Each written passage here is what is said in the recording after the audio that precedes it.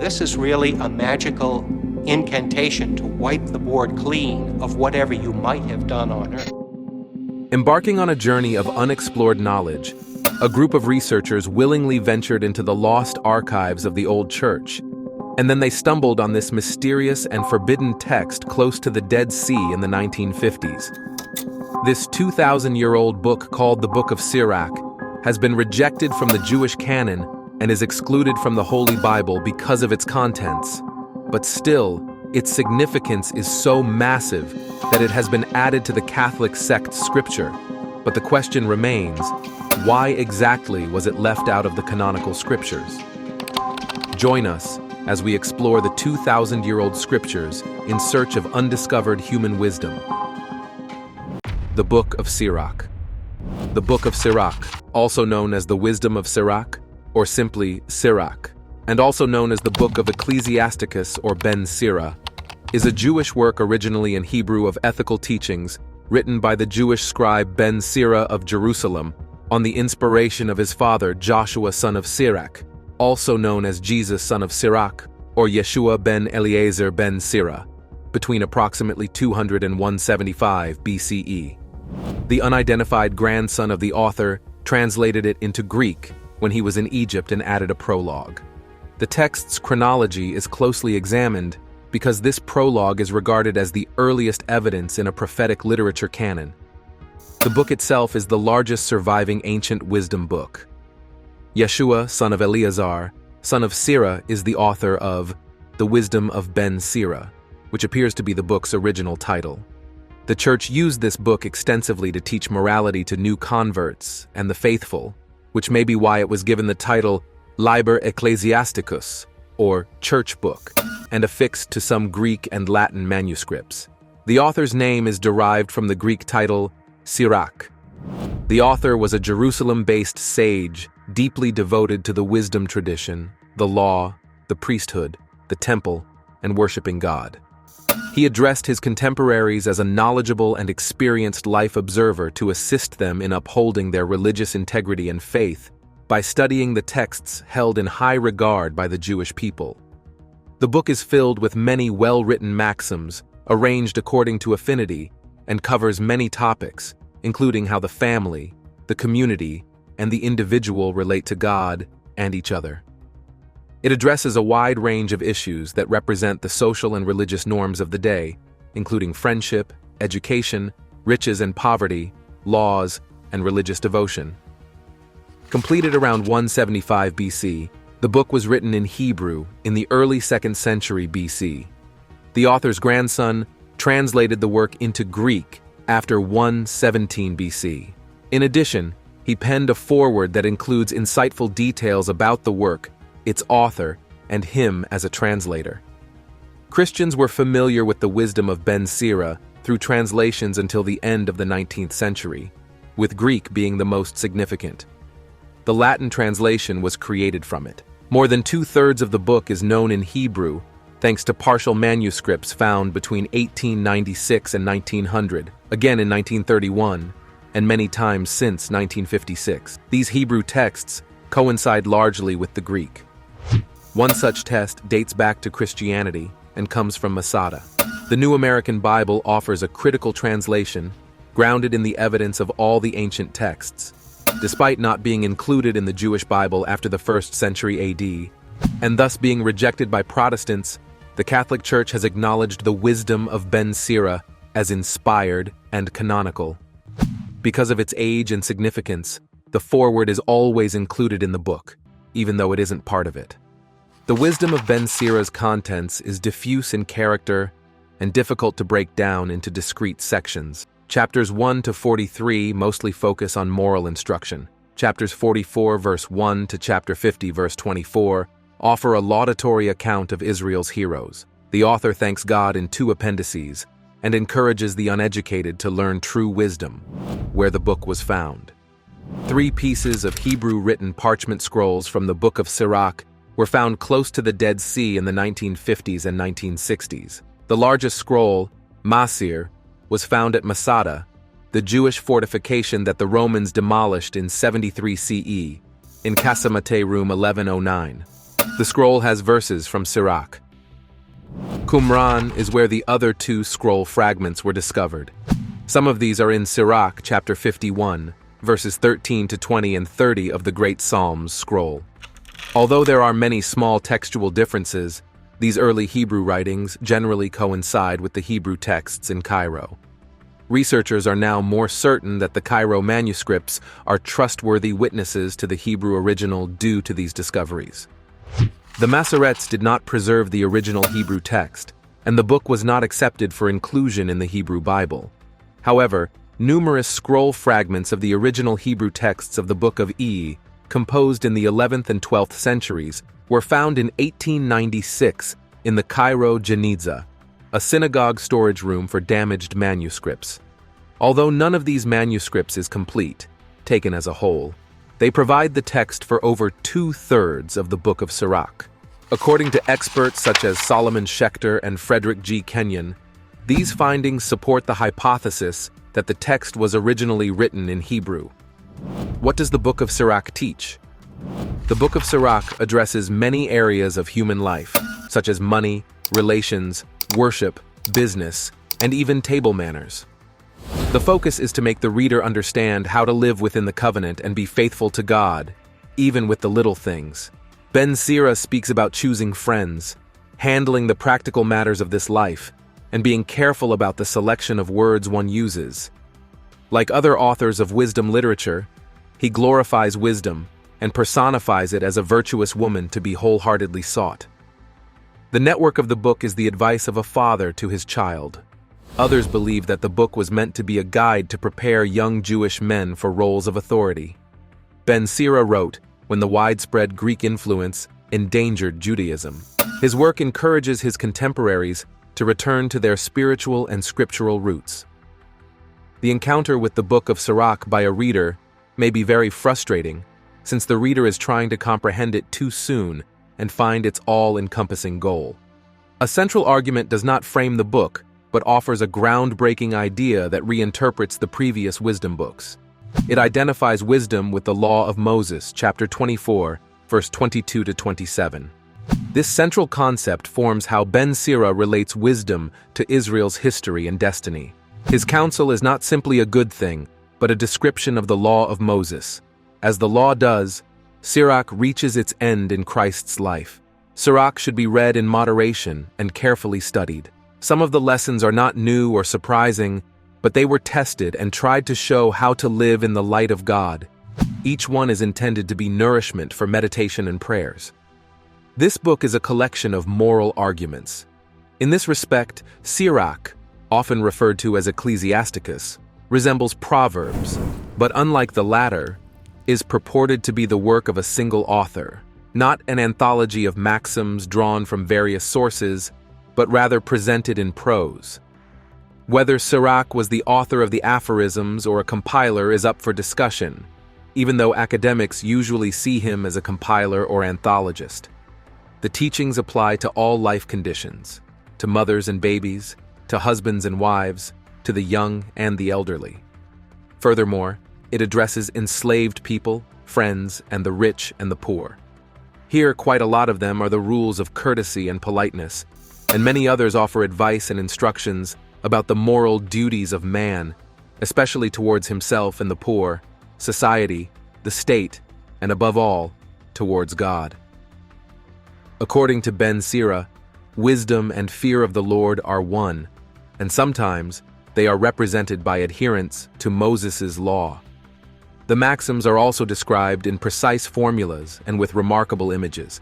They reveal brilliant awareness of the workings of the human heart and demonstrate the disillusionment of experience and fraternal solidarity with the poor and oppressed. On the other hand, it seems that Sirach is somehow far from empathy in his attitude towards women and enslaved people.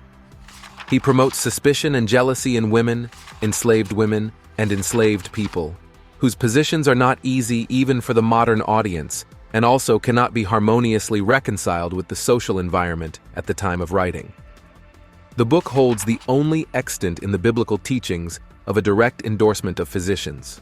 This is a direct challenge to the traditional idea that illness and disease were considered a penalty for sin. As in Ecclesiastes, two opposing tendencies warred in the author's time: faith and morality, which are stronger than reasoning, and modern Epicureanism. Sometimes, Sirach lapses into arguments against ideas that he considers harmful. For instance, man's freedom of will does not exist, and God does not differentiate between human activities and does not admit reward for virtuous deeds. Certain accusations of these views seem to be described in full detail. The prayers of Israel in the ethical chapters interweave the call to God to redeem his children, fulfill the prophet's predictions, and pity his temple and people. The book ends with the author's pro-God stance, affirming that the wisdom and majesty of God appear in all of God's works, especially in the history of Israel. These chapters are closed by the author's signature, followed by two hymns, the second being an alphabetical acrostic. The biblical scholars are mostly interested in the contents of chapters 44 to 50. It is where Sirach praises the men of renown and our fathers in their generation, beginning with Enoch and ending with Simon, the son of Onias, a high priest of his day, 300 to 270 BCE. In this instance, Ben Sira refers to each of the Old Testament books that later would become canonical, either directly or indirectly, though he may be excluding Ezra, Daniel, Ruth, Esther, and possibly Chronicles. A word needs to be said about Ben Sira's teachings about women. The good news is that more than 100 verses are dedicated to women. The bad news is that most are very negative. According to Ben Sira, women fall into 5 main categories: a good wife, a mother or widow, a bad wife, an adulteress or prostitute, and a daughter.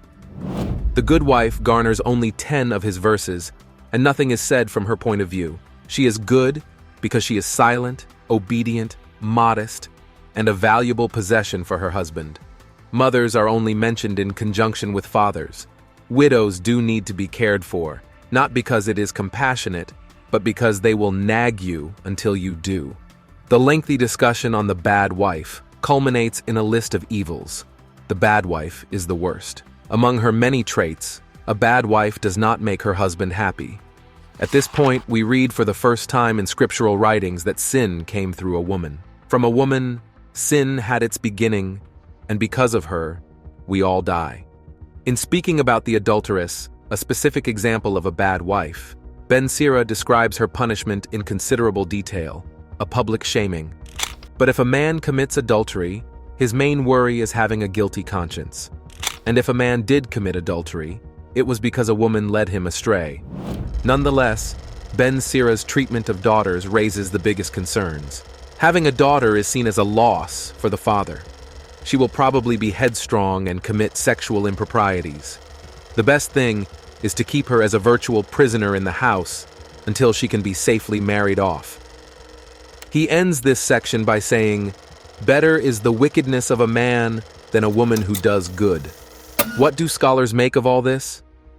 Some argue that he was simply a man of his time. He lived in a patriarchal society where the father was the head of the household, and he decided everything. Others are less generous and refer to him as a misogynist. He has even been referred to as male chauvinist pig number 1. The greatest irony, of course, is that wisdom is always portrayed in feminine terms. Yet he, as well as other wisdom writers, somehow manages to keep Lady Wisdom in a separate category from actual women.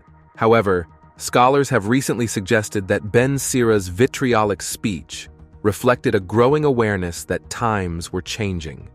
Men no longer had absolute control in the public sphere with the introduction of Greek culture. Men were encouraged to tighten things at home to compensate for losing ground in public.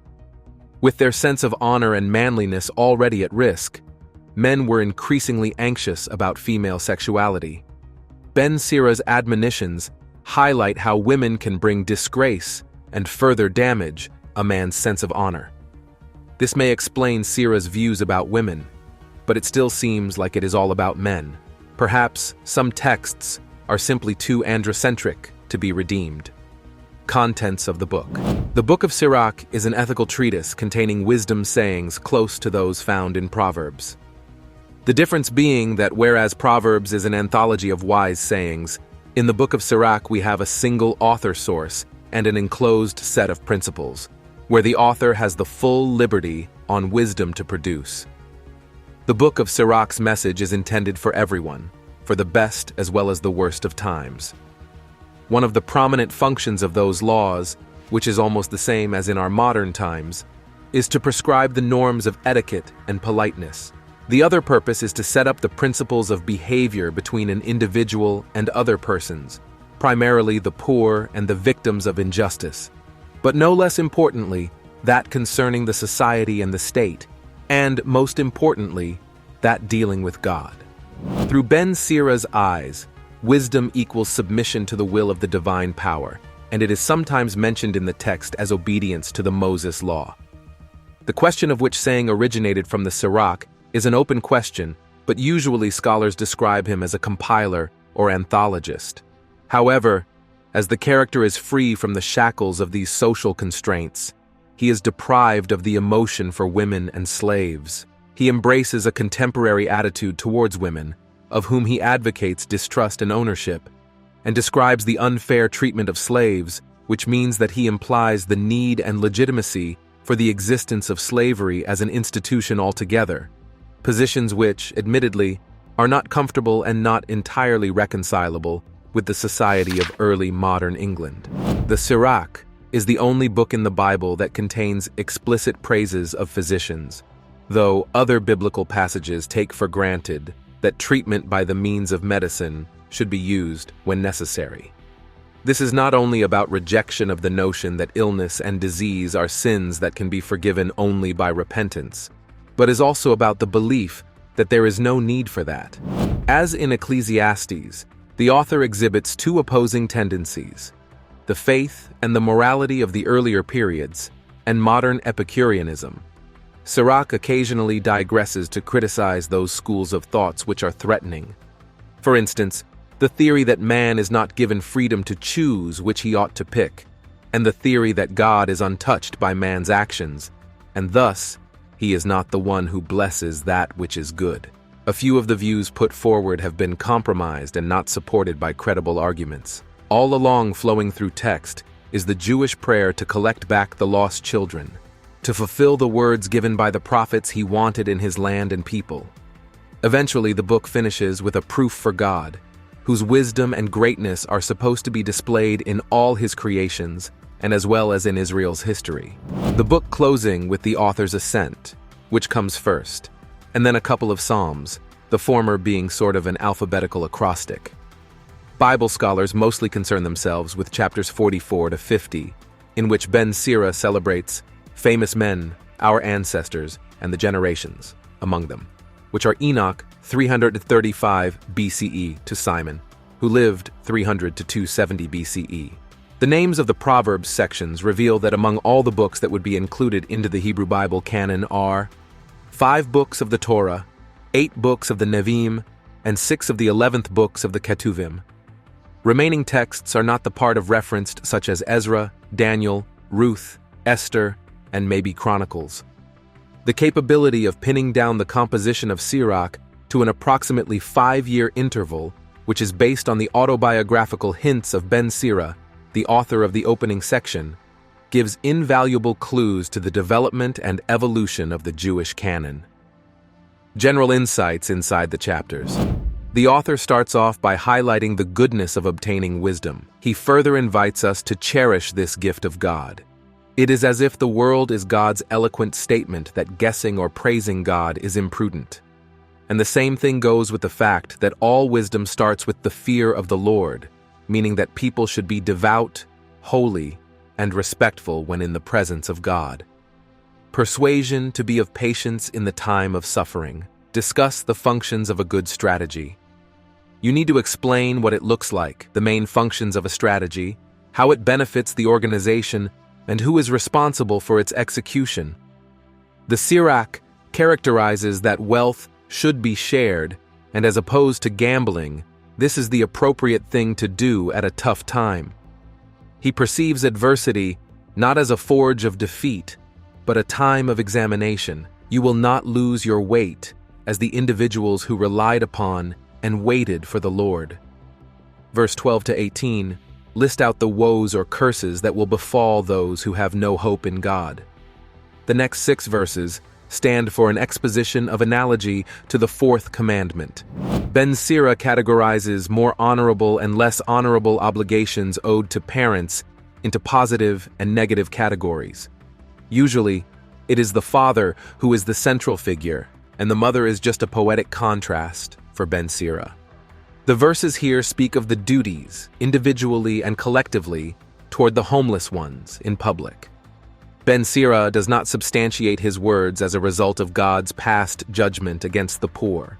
On the negative side, he lists points like excessive consumption of unhealthy foods and the nonchalant attitude about the consequences. On the positive side, he discusses the necessities of regular physical activity and a balanced diet of rich nutrients that provide energy and nourishment. The writer of this poem presents wisdom as a mother who warns, teaches, tests, and recompenses her children in the end. Wisdom makes a person enjoy living in this world not only because of its length, but also because of its quality. Also, the wise man receives honor, reward, and the love of God. The wholehearted dedication to wisdom, serving, loving, obeying, listening, make it possible to take responsibilities for the welfare of nations by judging what is right and what is wrong actions, and leave such wisdom experiences for the children of wise men. These verses contain much counsel, mostly by the negative mode, on telling the truth and on generosity irrespective of one's class. Against presumption. On the other hand, in this passage also, Sirach reflects and recalls the traditional biblical teachings that has been expressed in the laws, prophets, and wisdom literature. Despite one's skill, wealth, or strength, the source of everything remains to be God. Approach to arrogance, wisdom of the many, is to be valued higher than wisdom of few. If we get wealth, that is not something we can assume that it can be used for what we chose or forever in our possession. Let us yield that power but use it to help others, for it can be taken away any time by him. He proceeds to describe what Sirach considers to be the worst of all the human sins: presumption to know God's wisdom, wicked and virtuous women. It is here that some of the most vulgar things ever said about women are found. Ben Sira speaks well about women's role in a marriage setting, but from the appreciation of the husband. We also notice that Ben Sira also has no song about evil husbands. Concerning Ben Sira's offensive remarks about women, Patrick Skihan writes, "The fact that Ben Sira was a typical Oriental male who, in a patriarchal culture dominated by man, followed the common standards of the society in which the freedom of a woman was compromised and the interest of the father or the husband enjoined more importance, should be noted outright. In the last commandment of the 10 Commandments, God includes the woman together with her husband and lists them among the man's mundane material. This was legally and morally grounded in the fact that any man was within his rights to sell his daughter as a slave, and once they became slaves, they could never be free again like the male slaves could." In the beginning of his poem, Ben Sira articulates the real knowledge of worshiping God. He brings an absolute proposition that the ethical provisions of the law, such as kindness towards the poor, almsgiving, and the apostasy from injustice, are superior to any kind of enduring rights. In the second part of the poem, Ben Sira points out to the Jews who are righteous that an attitude or the inner disposition which is necessary for the Jews to have when they make offerings to God. He closes his poem on a note of inclusivity. The God of Israel emphasizes justice and treats people equitably. In the second part, the author glorifies eminent people who started to shine in Israel's history. There's no mentioned woman on the list. In Ben Sira's composition, 12 kinds of people are commended. The number 12 is considered sacred in the Bible. Israel, the year had 12 months. And again, the disciples grew to be 12. All these groups have been deemed to be glorious in their time. According to the author of Ben Sira, priests are not considered among the 12 defined groups. However, he highly values priesthood. in contrast to the praise of Aaron, which in chapter 45 takes thrice as long to write as that of Moses. The man of God and the man of Saul are both identified as the godly men. The 12 names in the list are kings, men who accomplish something, advisors, prophets, wise princes, keepers of the traditions or lawgivers, teachers, handlers of wise sayings, composers, writers, financially sound and the peace abiding. Closing, Sirach expresses his hatred for 3 of Judah's neighbors, the Canaanites, the Edomites, and the Samaritans. Then comes the section where he names the people who get the benefits they deserve by implementing the lessons and his teachings in their daily lives. Why is the book of Sirach not in the Bible? The book of Sirach isn't included in the Jewish canon, even though it has the oldest list of canonical Jewish writings that is known to exist. Even if the canon was not yet closed when Ben Sira wrote it, some authors contend that this is because of its late authorship. For instance, the book of Daniel was admitted into the canon even though it was written between 168 and 164 BCE, which is later than the book of Sirach. It has been suggested by others that either Ben Sira's self-identification as the author prevented it from being admitted into the canon, which was only granted to writings attributed to or potentially attributed to the prophets, or that the rejection of the work was a rabbinic response to the work's acceptance by the fledgling Christian community. The Book of Sirach was not considered canonical in Christian groups that emerged from the Protestant Reformation because it was not included in the Jewish canon. However, some of them kept the book in an apocryphal addendum to the Bible. The book was published alongside other Greek Jewish works in a separate section of the King James Bible, known as the Biblical Apocrypha. The Anglican tradition reads these works as examples of good behavior and life lessons, but does not use them to establish any particular doctrine. The Lutheran churches adopt a stance that is comparable. Does anyone use the book? Eastern Orthodox, most Oriental Orthodox Christians, and Catholics all recognize the Book of Sirach as canonical. Not long after the Third Council of Carthage, Pope Innocent I formally affirmed the Bible's canon. At the Fourth Session of the Council of Trent in 1546, the Catholic Church then confirmed the biblical validity of the Book of Sirach and the other deuterocanonical writings, attaching an excommunication to the denial of their status. Greek text alone is recognized by Catholic canon law. Thank you for watching. What do you think about the Book of Sirach? Share your thoughts with us in the comment section below. Don't forget to like, share, and subscribe for more videos like this. See you there.